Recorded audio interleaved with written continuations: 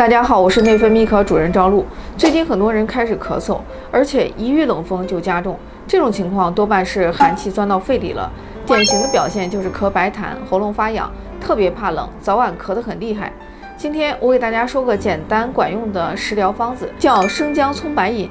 切5片生姜，3根带根的葱白，再加1小块红糖，放在一起加水煮开后，在小火慢煮10分钟。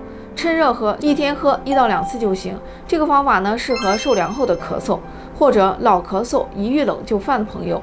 连续喝上3到5天，注意保暖，别吃生冷的东西。